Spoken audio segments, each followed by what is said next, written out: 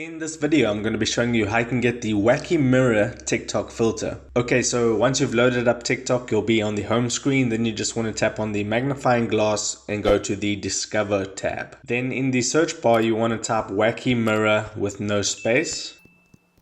And you just want to find where it says Wacky Mirror. It's near the middle of the screen. Tap on that. And then you can see the filter pops up there under Wacky Mirror. But if for some reason it doesn't show up for you there, you can tap on videos. And then you can select pretty much any one of these. I'll tap on the first one. And you can see the filter in action. And then you can see it says Wacky Mirror above the person's username with that little filter icon. If you go ahead and tap on that, you can now tap on add to favorites and that will be added to your favorites. Or you can go ahead and tap on the camera icon to go ahead and use the filter straight from this page. And then once you have the video on TikTok, you can go ahead and use it on any other social media, Facebook Messenger, Instagram, and so on. So if this video helped you out, make sure to hit the like button and subscribe for more. Take care.